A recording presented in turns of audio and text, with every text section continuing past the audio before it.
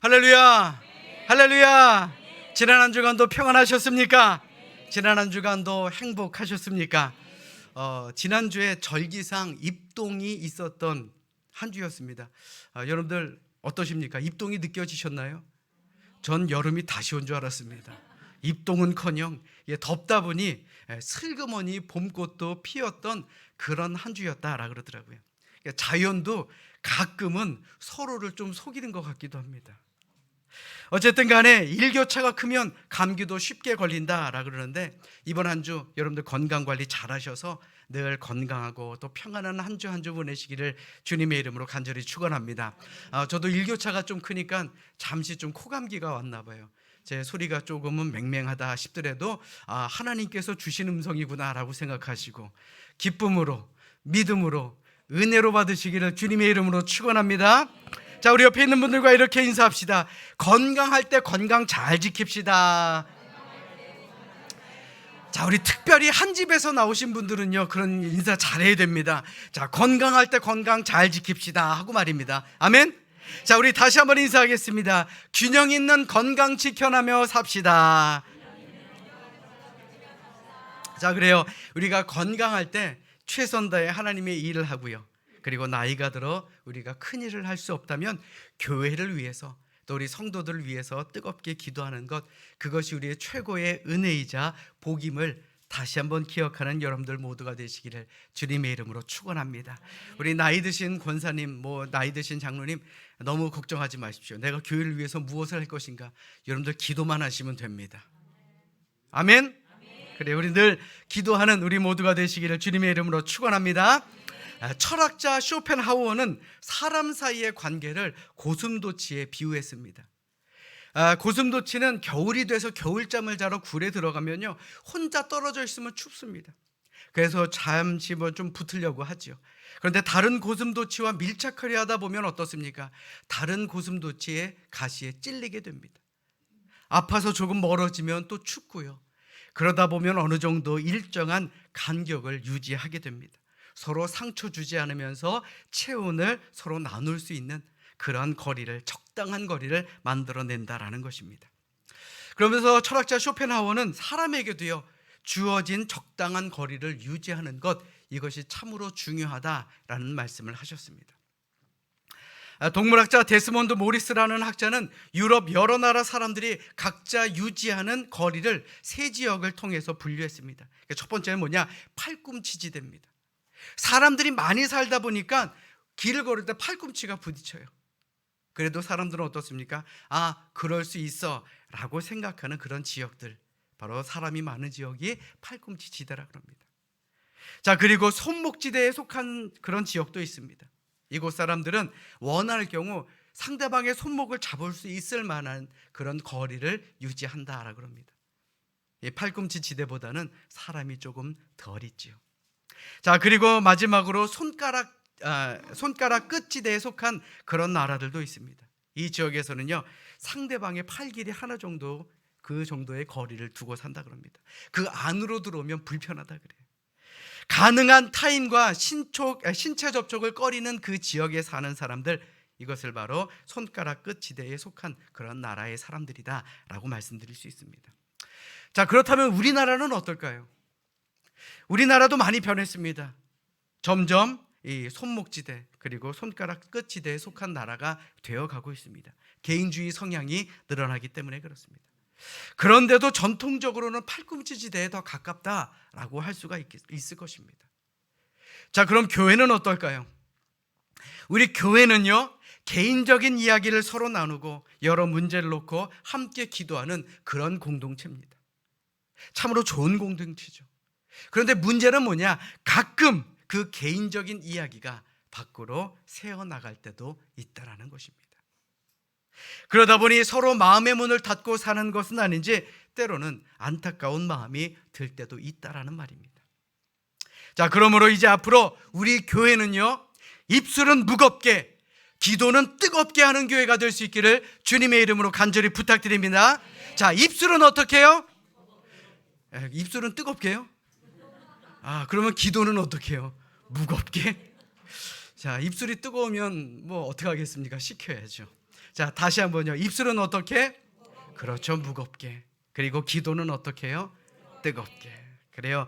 우리 모든 대화의 입술과 기도의 입술을 잘 조절하셔서 우리 교회는요, 은혜만 넘치고 사랑만 넘치고 이해만 넘치는 그런 교회가 될 수 있기를 주님의 이름으로 간절히 축원합니다. 자, 우리 성경을 높이 듭니다. 우리 성경을 높이 들고 우리의 믿음을 고백합시다. 자, 우리 성경을 높이 듭니다. 저는 예수 믿어 구원받았습니다. 저는 예수 믿어 하나님 자녀 되었습니다. 저는 예수 믿어 천국 백성 되었습니다. 하나님께서 선물로 주신 오늘 하나님 말씀으로 가르침을 받습니다. 눈을 열어 죄의 법 안에 있는 놀라운 진리를 보고 깨닫게 하소서. 아멘으로 순종하여 하나님께 영광 돌리는 삶이 되게 하소서. 아멘. 고백한 대로 사시는 여러분들 되시기를 주님의 이름으로 축원합니다. 예수 믿고 구원받은 우리 성도들이 듣기 싫어하는 설교, 아니 듣기 조금은 거북한 설교가 있다고 합니다.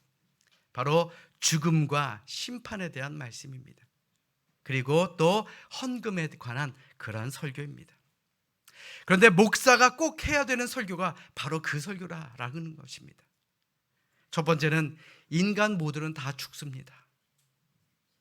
그리고 두 번째는 인간 모두는 심판을 받기 때문에 예수 믿고 구원받아야 합니다.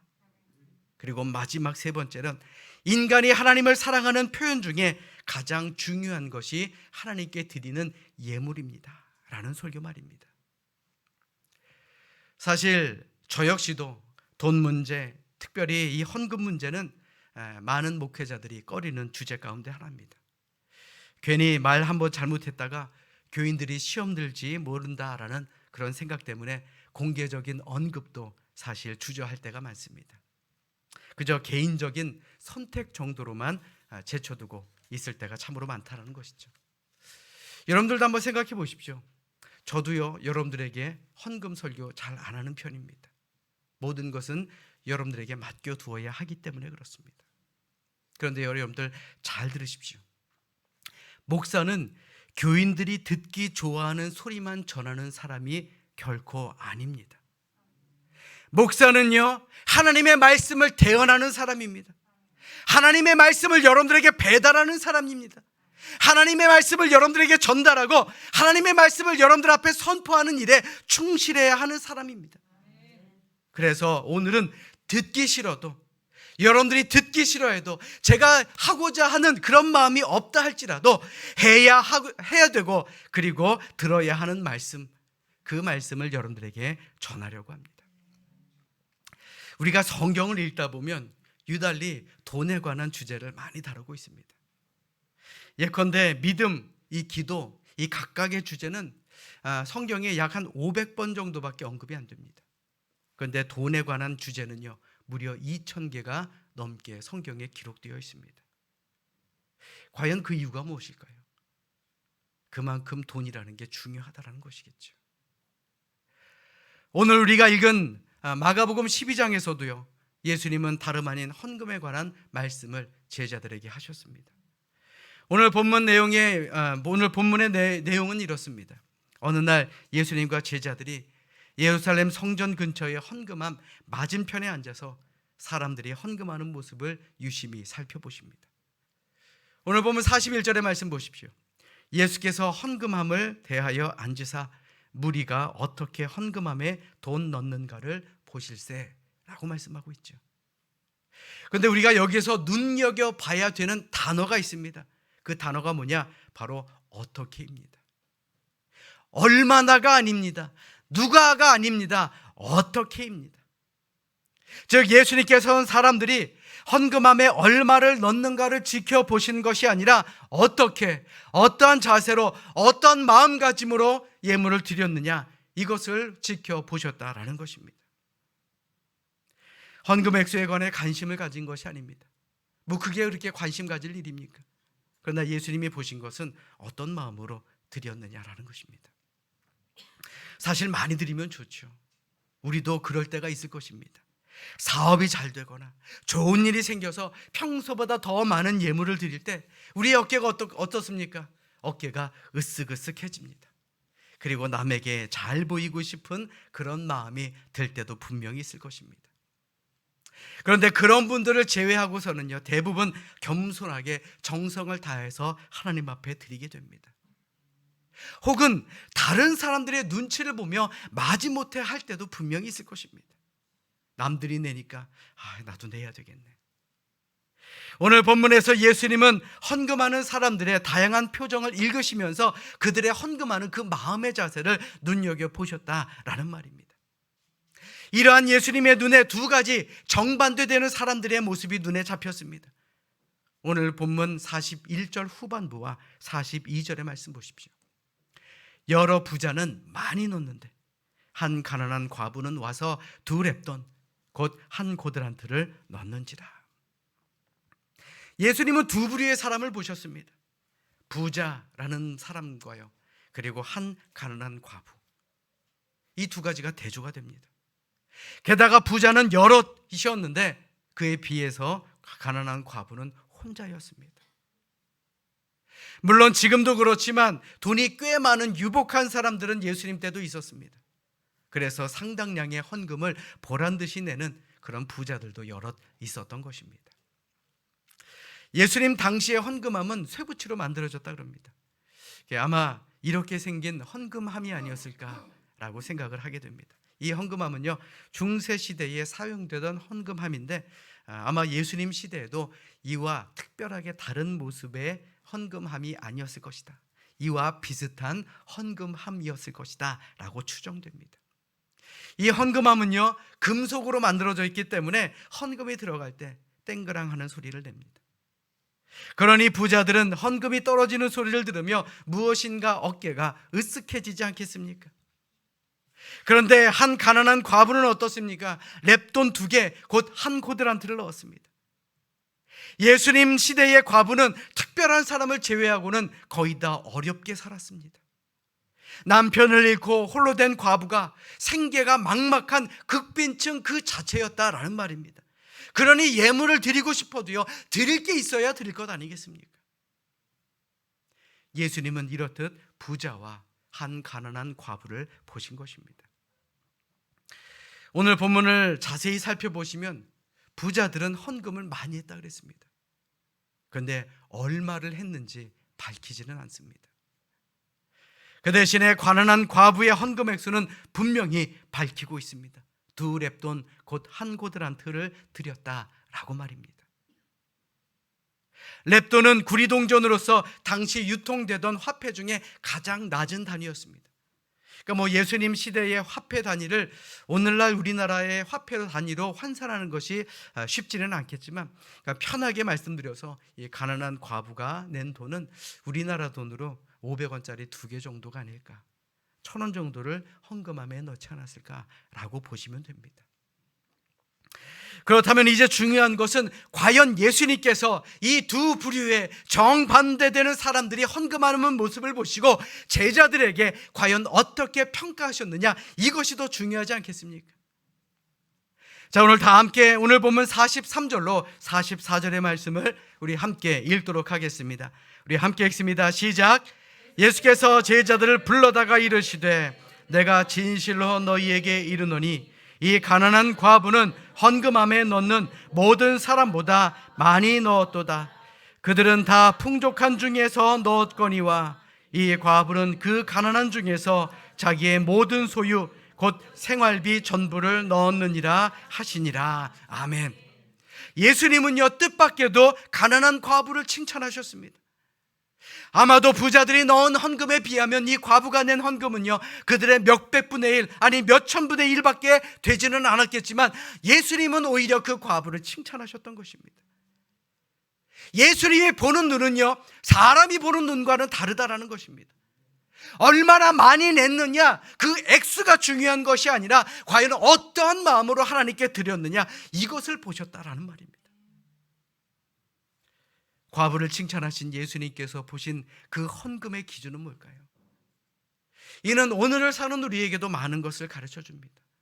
과연 우리는 어떠한 마음으로 하나님께 드려야 하나님께서 기뻐 받아주실까라는 질문입니다.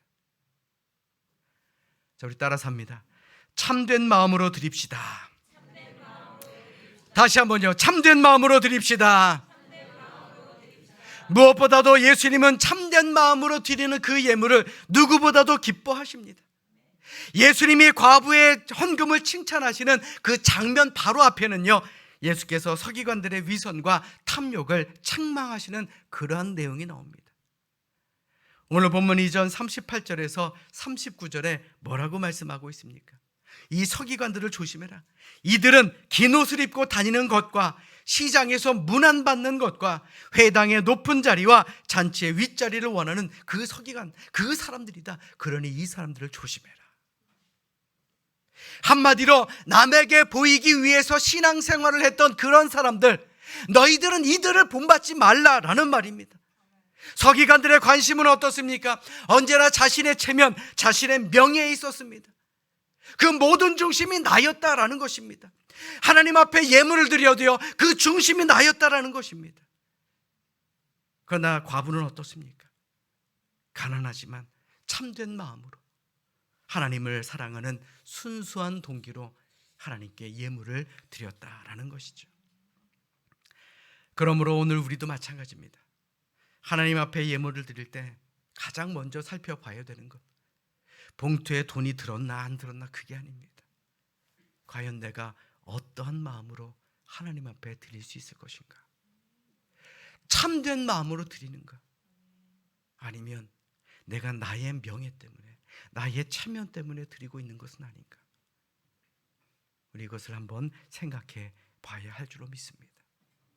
사랑 여러분, 세상 사람들은요, 우리가 가지고 있는 소유 때문에 우리를 바라볼 때가 많습니다. 그러나 하나님은 어떻습니까? 우리가 가진 외적 소유 때문이 아닙니다. 우리의 속마음을 보시고 우리의 그 속마음을 통해 감동받으신다라는 사실, 우리는 이것을 잊어서는 안 될 것입니다. 과부는 가난했습니다. 그러나 하나님을 사랑하는 마음으로 자기가 가진 가장 소중한 재산 전부를 하나님 앞에 드렸습니다. 예수님도 과부가 드린 이 헌금의 액수가 아니라 과부의 중심을 보셨기 때문에 이 여인을 칭찬하신 것입니다. 자, 여러분들 어떠십니까? 여러분들도 그런 마음으로 이 자리에 오셨습니까? 이 예배, 내가 드리는 기도, 내가 하나님께 드리는 찬송, 내가 하나님께 드리는 그 예물, 정말 내 마음에 참된 마음으로 드리고 계시느냐라는 말입니다. 내가 드리는 이 모든 것을 하나님께서 기뻐 받아 주실 것이다 라는 그 믿음으로 하나님께 드리셨습니까? 반드시 그럴 수 있기를 바랍니다. 아멘. 아무리 작은 것을 드릴지라도요, 하나님이 기뻐 받아 주실 수만 있다면 그것이 우리에게 유익이며 우리에게 기적이며 하나님께는 기쁨이요 영광이 됨을 믿으시는 우리 모두가 되시기를 주님의 이름으로 축원합니다. 우리 따라서 합니다. 감사하는 마음으로 드립시다. 자, 어떤 마음이요? 그렇죠. 감사하는 마음으로 드려야 됩니다. 예수님은 과부가 드린 두 렙돈은 이 가난한 가운데 가진 것을 모두 드렸다라고 그를 칭찬하셨습니다. 그런데 44절의 말씀 보십시오. 그들은 다 그 풍족한 중에서 넣었거니와 이 과부는 그 가난한 중에서 자기의 소유, 모든 소유 곧 생활비 전부를 넣었느니라 하시니라 그랬습니다. 이 두 차이가 뭔가요? 한쪽은요, 액수가 엄청나게 큽니다. 자랑할 만합니다. 그런데 한쪽은 어떻습니까? 너무나도 보잘것없습니다. 그런데 이 많이 드린 마음은 어떻습니까? 풍족한 중에서 넣었다 그랬어요. 필요 없는 걸 드렸다는 얘기죠. 전부를 드린 것이 아니라 헌금을 해도 내 재산에 전혀 축이 나지 않는, 즉 남는 것을 드렸다라는 것입니다. 그렇다면 이 여인은 왜 이런 엄청난 희생을 감수했을까요? 하나님께 받은 은혜가 너무나도 크기 때문에 감사하는 마음으로 자신의 생활비 전부를 드렸다라는 것입니다. 앞으로 살아갈 것, 그것은 그의 생각이 없었습니다. 내가 모든 것을 드리고 하나님께 맡기면 하나님이 채워주시겠지. 예수님은 그 마음이 너무나도 좋았다라는 것입니다. 미국 캘리포니아 주립대 심리학과 교수인 마이클 맥컬러프 교수는 자신의 책 감사의 심리학에서 이런 말을 했습니다. 사람들이 날마다 2분 혹은 3분씩 짬을 내서 누군가에게 받은 은혜를 생각하며 감사하는 시간을 가지게 될 때 그날 하루는 행복한 가운데 마칠 수 있습니다. 감사하는 마음을 가질 때 부정적인 감정은 물러가고 긍정적인 기분이 몰려옵니다. 감사하는 사람들은 밤에도 더 잘 잡니다. 그렇게 썼다라는 것입니다. 2분, 3분 그 시간이 참 긴가요? 사실 별것 아닌 시간이죠. 제가 여러분들에게 물어보고 싶은 것이 바로 이것입니다. 여러분들은 하루에 얼마나 감사하며 사십니까?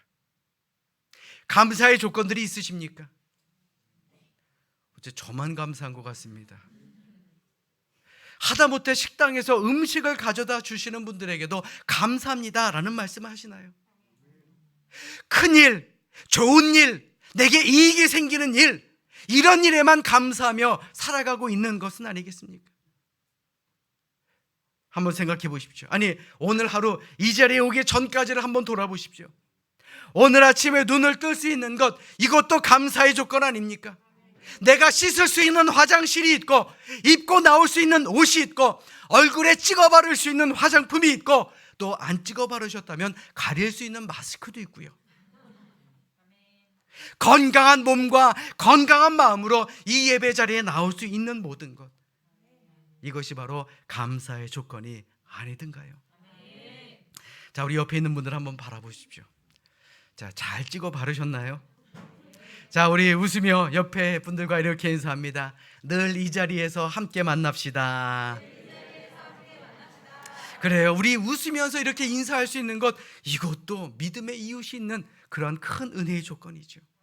예배 끝나고 커피 마실 수 있고, 예배 끝나고 과자나 빵을 나눠 먹을 수 있고, 예배 끝나고 함께 모여서 웃으며 이야기 나누고 라면 먹고 또 그리고 김밥도 먹으면서 지나온 한 주의 삶을 돌이켜 이야기 나눌 때에 바로 그때가 하나님이 우리와 함께 하시는 때 아니겠습니까? 감사의 조건은요, 늘 차고 넘칩니다. 하나님께 드리는 예물도 마찬가지입니다. 진정한 예물은요, 하나님과 사람으로부터 받은 그 은혜를 감사하는 마음으로 하나님께 돌려드리는 것입니다.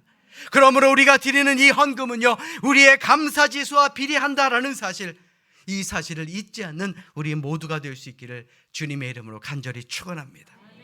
우리 따라서 합니다. 자원하는 마음으로 드립시다.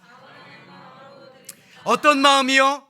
자원하는 마음이요. 기꺼이 그런 마음으로 드리는 것입니다. 오늘 본문에 나오는 과부의 헌금에는 그녀의 눈물과 피와 땀이 묻어 있었습니다. 물론 액수로 치면 부자의 헌금에 비해서는 상당히 작은 금액이죠. 하지만 이 두 렙돈 뒤에는 엄청난 희생이 있는 것 아니겠습니까?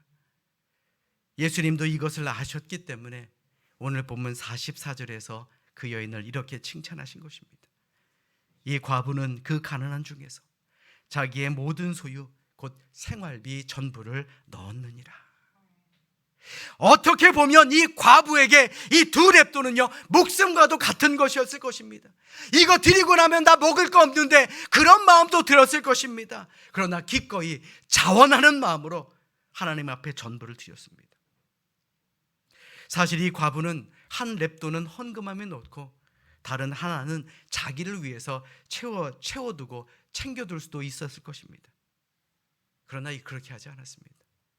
하나님께 나의 삶의 전부를 드렸다라는 것이죠. 이제 앞으로 하나님이 저 좀 책임져 주세요, 그 말 아니겠습니까? 아멘. 이처럼 하나님은 우리가 가진 것을 하나님 앞에 기꺼이 드릴 때에, 자원하는 마음으로 드릴 때, 그때 기뻐하시며 우리에게 놀라운 기적을 베풀어 주심을 믿으시기를 주님의 이름으로 축원합니다. 사도 바울도 고린도 후서 9장 7절에서 이렇게 말씀했습니다. 각각 그 마음에 정한 대로 할 것이요, 인색함이나 억지로 하지 말지니 하나님은 즐겨내는 자를 사랑하시느니라. 말씀을 잘 보십시오. 하나님은요, 많이 내는 사람을 사랑한다 라고 하지 않았습니다. 즐겨내는 사람, 즉 마음에 꺼리낌이 없이 자원하는 마음으로 하나님께 기쁘게 드리는 사람, 그 사람을 사랑한다 라고 말씀하지 않았습니까? 헌금은 우리가 전기료를 내거나 세금을 내는 것 같이 어쩔 수 없이 의무적으로 내는 것이 아닙니다. 하나님께서 내게 어떤 분이신가, 내게 얼마나 많은 것을 주시고 내가 하나님을 어떻게 생각하는가를 우리는 예물을 통해 확인하는 시간이다라는 말입니다.